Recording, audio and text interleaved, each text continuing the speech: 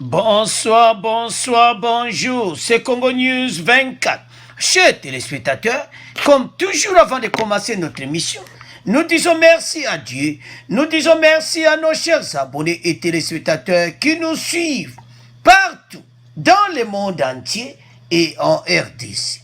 Chers téléspectateurs, soyez les bienvenus à l'émission de Solama Solo à RDC.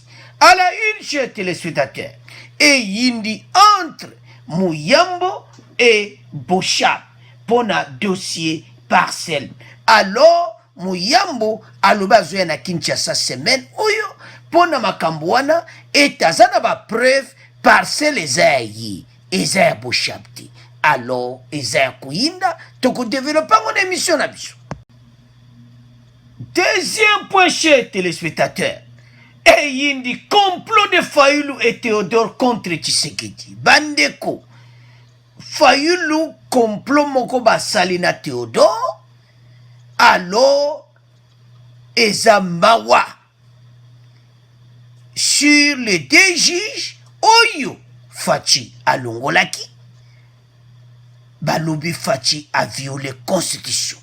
Alors, chers téléspectateurs, Toko Yoka. Il y a une émission oyo pe toko développer ngo passe bango mibale Théodore Ngoyi na Fayulu ba échouaki na élection en 2018. Alors bazana collé bazoluka par tous les moyens ko bebisa musala Fachi. Alors chers téléspectateurs, toko développer une émission na biso toko eza koyinda boko yoka ba extrait. Alors chers téléspectateurs, soyez les bienvenus dans l'émission de Solama Solo à RDC. Tous à la bisognon sont connectés pour notre dossier ya Mouyambo et Bochap. Chers téléspectateurs, Mouyambo a yindisi. Alobi ndakweza yi. Azana ba preuve. Bandeko, makambona ndenge zo kende état de droit en marche. Alors, mutu nyonso atelemi. Selon l'avocat de Mouyambo, le dossier étant plusieurs fois bloqué dans les instances judiciaires au profit de Bochap qui usait de ses positions politiques pour s'accaparer d'un bien d'autrui. Mon client a décidé de résister le dossier, entrer en possession de sa maison avec l'état de droit que prend le président de la République. Boyoka. Fachi akoti état de droit. État de droit, makambo nyonso congolais nyonso azo se retrouver. Babotola ki lopango na yo ko récupérer ngo avec l'état de droit. Mais ezamawa, komona Martin Fayulu basali complot que Fachi état de droit neza ya soluté. Donc, komona besprit ya boye, mais tout ça yana pona. Eza mawa, tala bino moko, état de droit me Fayulu la zone dimati. Alors, chers téléspectateurs, selon l'avocat de Mouyambo, le dossier étant plusieurs fois bloqué dans les instances judiciaires, au profit de Bochap, qui usait de ses positions politiques pour s'accaparer d'un bien d'autrui. Mon client a décidé de résister le dossier pour entrer en possession de sa maison avec l'état de droit que prend le président de la République. Alors, et comme étant Oyo Ye Azwa Ndakunayi. Am dossier à kotsa yango kala bande kunangai. Fomona mokilo eza mabe batape perdu. A kotsa dossier na ye na le bango bazaki na pouvoir.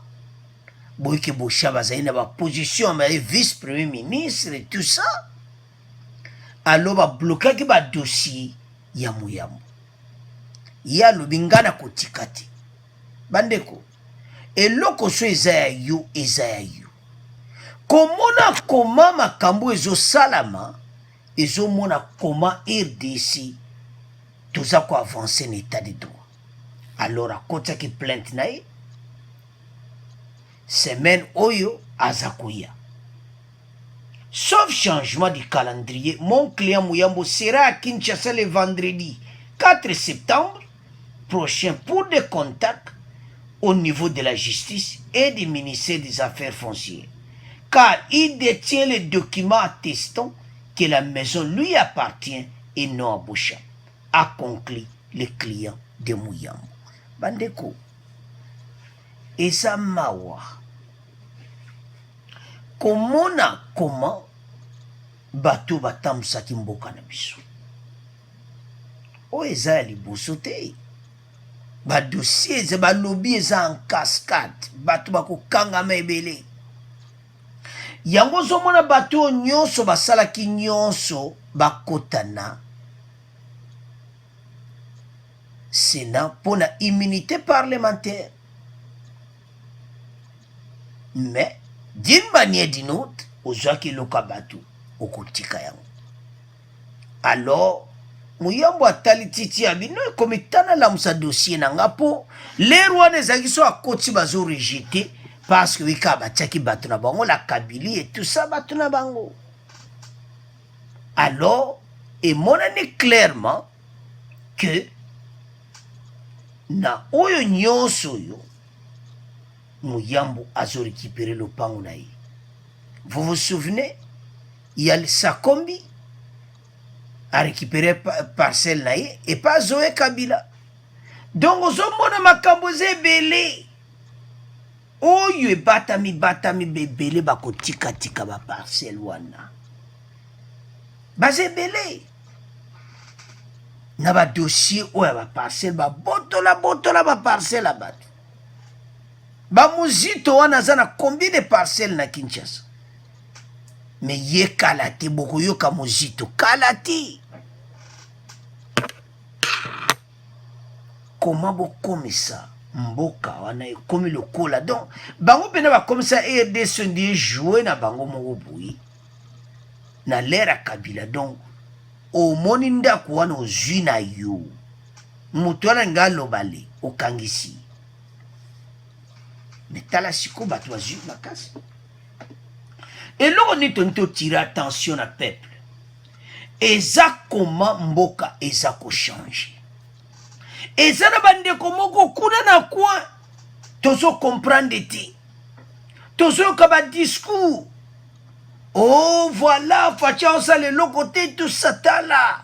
Bola na ba discours à lokutati. Bola na ke mission lobi, kabuya loba kyango. Ke ba discours anyo seza lokuta. Mais sobo yo que deuxième point bokolo bato baza mystique. Mais toujours à répondre. Et ça m'a trop. Quel esprit. Alors, makambo oya ba parcelle dossier zebele boko lemba na be mission awa. Lelo toyoki Mouyambo Boucha lobi toko yoka mutubu. Chaque jour, donc, bazo kanga bango en cascade na ba fou document. Tale Yvette. Yvette azolela na makala. Azolo baki apesa caution a combien ba bimisa ye aza mwasi ya sénateur. Akoki mati. Baze ebele na mulongo. Zoe kuta tiaka makambo a parcelle na Sakombi bavanika nye. Obotola ki lopango a batu. Quel esprit! Alors, chers téléspectateurs, bateau tana bango, oyo makamba luka ki comme étant oyo Congolais a récupéré autorité na bango. Ba Congolais ba récupéré mboka na bango. O bate bere ba yibi na kata mboka. Bana mboka ba sepela. Mouyamba bundi na dossier ne des années. Alors, comme étant récupéré dossier na. Alors, chers téléspectateurs, tu premier point na bidon, to komoleka na point ya mibali. Alors, chers téléspectateurs, tu comme na point auto zolo ake complot de Fayulu et Théodore Ngoyi contre Fachi. Peut-être bate bele ba ibe Théodore Ngoyi, je vais expliquer. Théodore Ngoyi azali pe candidat abima président de la République à RDC. Botala kaba.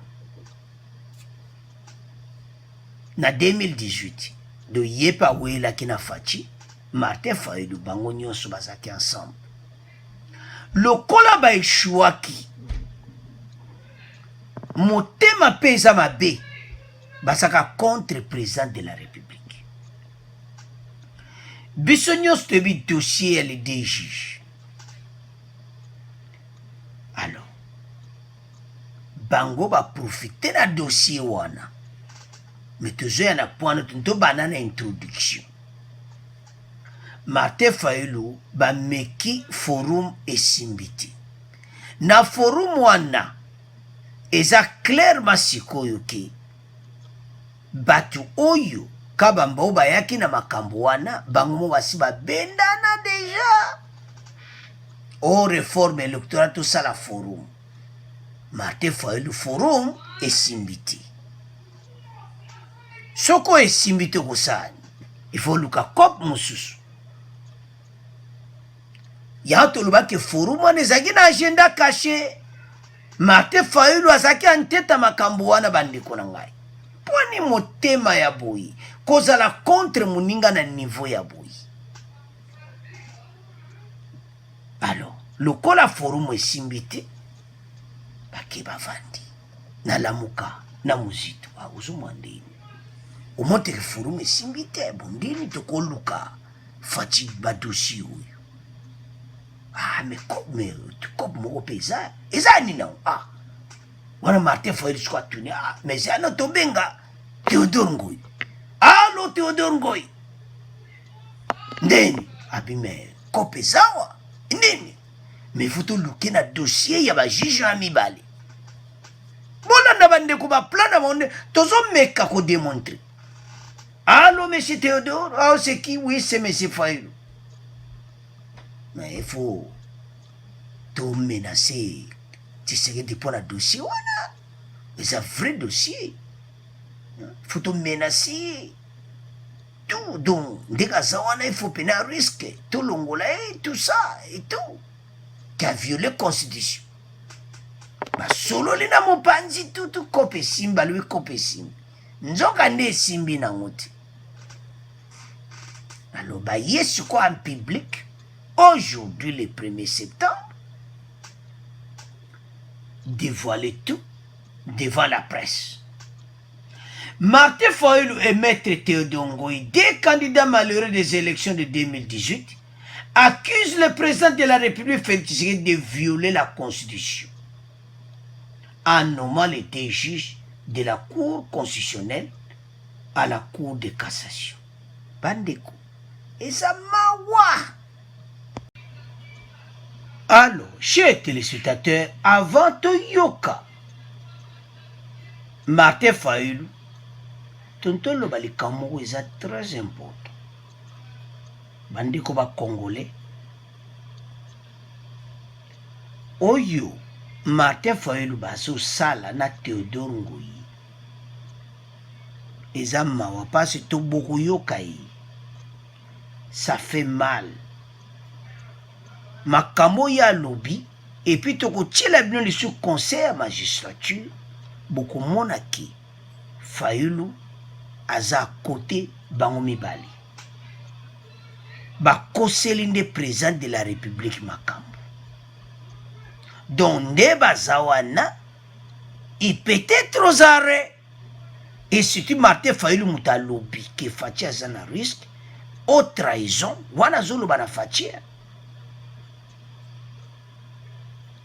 que Fachi a commis un risque au trahison bango ba komema makambu wana ya DG en assemblée mais assemblée la chambre si ba yeba ki dossier wana yo zana retard aux États-Unis oye ko koma o bimisa ba dossier moko eza takut na rapport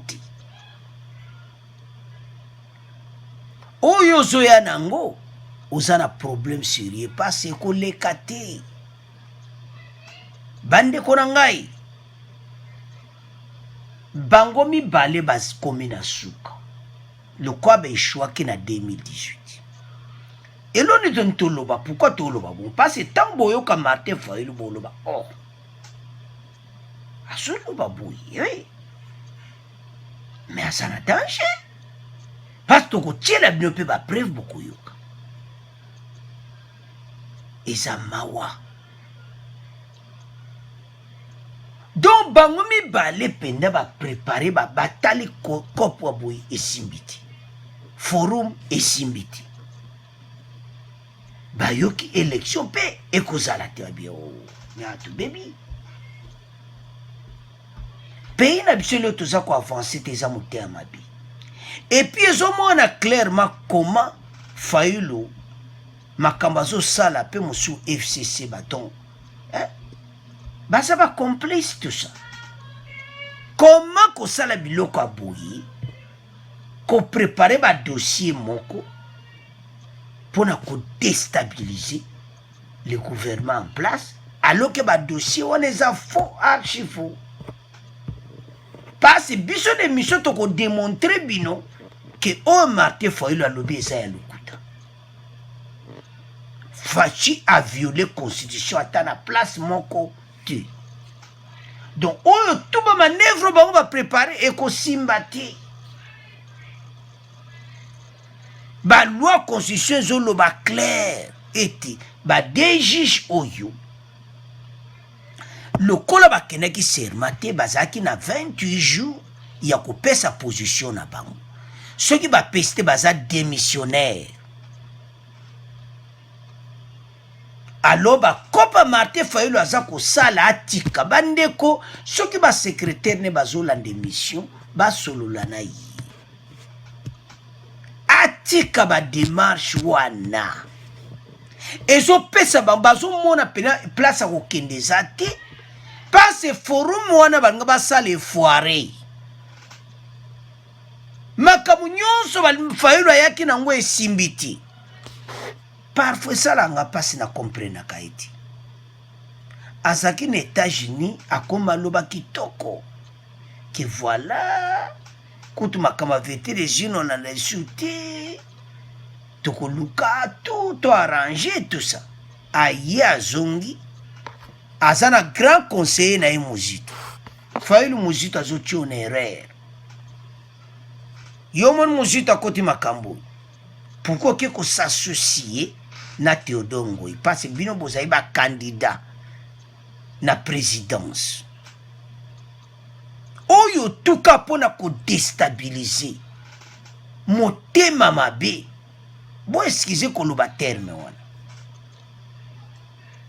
yango EDC kobonga ndenge nini batu ebele mitema bofungola mitema. Lelo Martin Fayulu aloba lisu mabe te mpona Kabila aloba lisu te bokoyoke jamais aloba Kabila boye aloba lisu te do ekomaka alobaka na Fachi.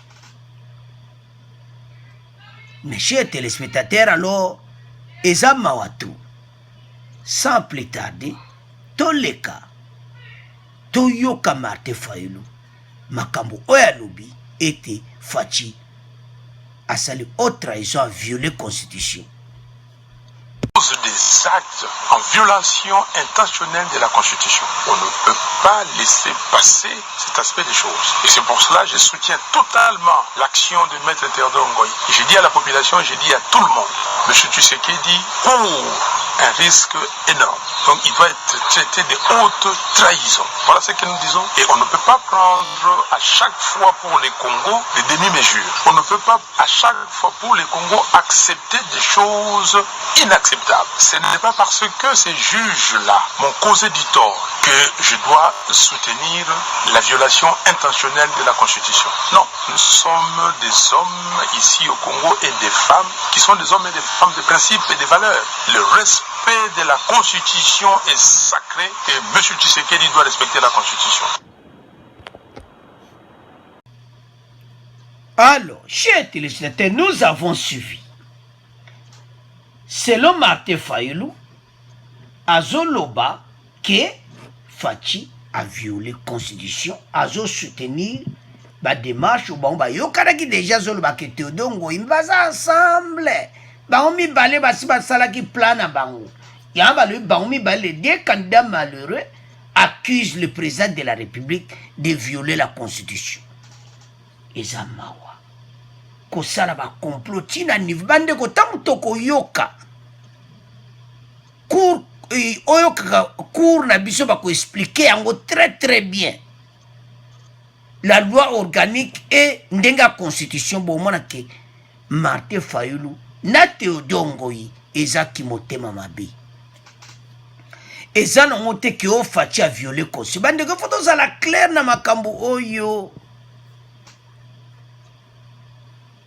Comment bokeneka bosali ba réunion parce makambo nyonso bameki esimbi te o conseil balingi basala o esimbi te forum esimbi te élection na 2023 ekozala te abiti nga na bebi te Théodore Ngoyi tosala ndeni tosala cop yango baye nango mais eza faux cop parce que tant toyaka na émission toyaka po tolakisa peuple tokotiela bino bokoyoka ke o Martin Fayulu alobi eza nango yango bongo te Faci a violé constitution te bango nde baza na risque ye azoba Faci aza na risque ye nde moto akomi na risque parce alobi makambo lokuta ke Faci a violé constitution donc ntango olobi yango déjà oza na problème.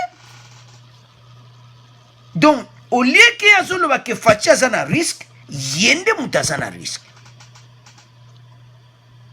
Parce ba okanga yo soko kosi. Il fallait peut-être aussi arrêter. Et ça so mon émission bandeko na ngai. Ya o moni to lobi wana ke Fayulu pe aza na risque. Et peut-être aussi aux arrêts. Parce que Faci a violé la constitution. Bokeneka bovande ensemble bon lokola dossier à juge Kilomba na Jean Obulu oyo tika to mema yango to sala que Faci a violé la constitution alors to mema en assemblée nationale to sala ba démarche so ya ndenge nini ne posa na problème sérieux makambu même ozoyo kabande konanga ya réforme électorale oyo pourquoi FCC ba olinga honte FCC basi bavandi majorité na bango wana ti 2023 balingi avant 2023 boyela bango masolo wana ti bango balingi bazala wana ti 2023 do bakopo tu bazosala oyo bafayulu tu nsima ya réforme électorale oyo foire FCC alingi bazala wana tala FCC ko bandeko nanga basalasala bambeba babatami nsima ya immunité parlementaire. Oh. Bango nde balinga mikolo balongo o réforme électorale ba balingi yango te ba kutu élection ezala nango ti bango bafana na bango wana ti mokolo so Faci ko dissoudre parlement dissoudre mais 2023 FCC avani na ye wana Fayulu oyo zozela kopo wana réforme foire sikoyo boye na foko alors chers téléspectateurs, ba juge o mibale bango bukaki constitution za bango mobayaki sermati bazaki na 1 mois nde bazanta to kotiela bino oyo bokoloba o mais Fayulu makamni azoloba. Alors sans plus tarder toyoka oyo la loi organique elobi o loi elobi eza contre makambo Fayulu alobi. Alors, Toyoka Yango, bon, to continuer mission na biso. Il a interrogé le secrétaire permanent du Conseil supérieur de la magistrature, suivez ses explications.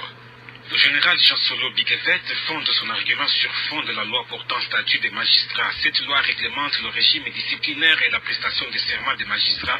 À son article 13, la question des prestations des serments est réglée. Pour siéger et instruire une affaire, donc fonctionner comme magistrat, il faut préalablement prêter serment. Et à l'article 45, alinéa 3, la loi dispose que est considéré magistrat démissionnaire tout celui qui n'a pas prêté serment ou renouvelé dans un délai d'1 mois. Selon le secrétaire secrétaire permanent du Conseil supérieur de la magistrature, les deux juges ont bel et bien été notifiés de leur nomination par le Conseil, car eux-mêmes le reconnaissent dans leurs lettres lorsqu'ils évoquent l'ordonnance présidentielle et le nommant le 17 juillet. En plus, dit-il, ils ont évacué tous leurs effets des bureaux de la Cour constitutionnelle. Ils ont aussi reçu les toges pour le nouveau serment et ont même procédé à la remise et reprise avec leurs prédécesseurs. Un magistrat est apolitique. L'ordonnance présidentielle les nommant abroge toutes les anciennes dispositions, argue le général. Alors, chete le sete de l'Olandi wana biso nyonso que Fatia salaki selon la constitution bato bazalaki na un mois oyo bakosala makambo nyonso epi oyo ezalaki bizarre bango baacceptaki bake bazwi biloko na bango na cour constitutionnelle baaccepte makambo nyonso eza quelque bato ya FCC bato batie bango na mobulu tabandeko bato ya FCC baza na désordre moko oyo eza mawa même Kabila ye moko a l'air moko akomprendaka te mo batiaki pene na mobulu ye mo la Kabila me likambo donc baza bato moko bali wana pour seul intérêt na bango ya kobenda la kosala masolo na bango tana nde batisali bajuge alors bajuge bamona eke soki basali boye bakozongisa bango na cour constitutionnelle sikoyo bakozongisa bango te balongolaki bango sikoyo Martin Fayulu na Théodore Ngoyi lokola bazala na kanda Faci baeshuwaki na élection ya 2018 bango mibale bazali bakandidat alors bamoni ke vrai cop eza ya bajuge nzo wana eza faux cop bajuge ya bato bazwaki batoge makambo yango nyonso basinyaki tout ke bakende na cour de cassation alors mbala mo baye kochange baide oyo tokende prestation ya serment te bolandi abaexplike nyonso siko bandeko na ngai Fayulu akosuka wapi mpasi asi alobi ebimi deja nayebi te so Fayulu baza na baconseiller pourquoi ye aye koloba pourquoi Théodore Ngoyi aye koloba te ozoma makambo yango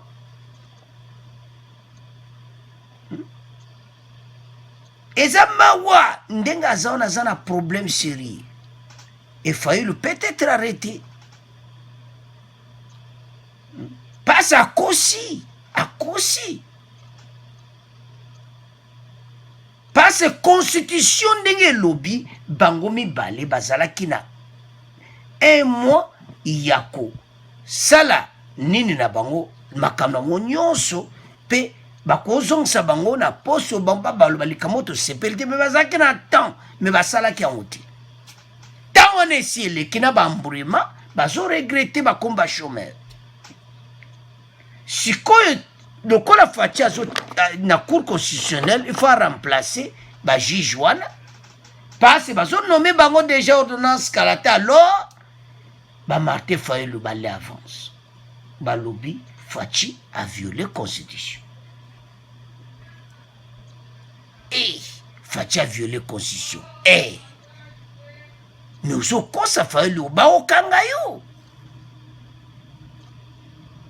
siko bandeko na ngai tolandi Fayulu wana tolandi bato pena basimi boko secrétaire wana oyo kaka na conseil ya magistrature suprême a expliqué dossier na bango clair biso nyonso tolandi siko bozomona te ke Fayulu aza na danger parce akoseli président de la république makambo qui a violé constitution et puis alobi ke Faci aza na risque mais siko Fayulu yo moto okomi na risque parce que moto nyonso ayoki oyo olobi alors okoki mpe kozala ozare bandeko na ngai komona esprit ya boye koprepare badossier ya boye ka mpona ozo séparate fachaza président de la République eza mawa nazo yebate donc Martin Fayulu bakomi na suka. Pourquoi tozolo ke bakomi na suka? 1 forum esimbiti. 2 assez à comprendre que l'élection pene kozala na ngoti lokola élection kozala te na 2023 aolukane siko kopo mususu kopo mpe baye nango eza faux kopo ekosimba te me congolais nyonso alandi ka émission oyo alandi conseil suprême magistrature nde totieli bino aloba non Fayulu il faut azonga na nzela et puis bako poursuivre avocat président ya présidence ako poursuivre payé à cause de la posare ya honte lobby wana.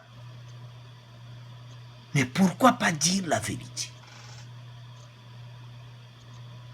Pourquoi koluka kali kamobo kapo etia peuple mobulu faut violer la constitution? Non, peuple congolais est sous peuple ya mbrimati bazo la ne mission pe bazo comprendre que bino boza contre. Alors chez téléspectateurs mawa tolandi biso nyonso tolandi Martin Fayulu tolandi conseil à magistrature des hommes clairement bango bakufwa. Pour eux la constitution n'autorise pas cette permutation.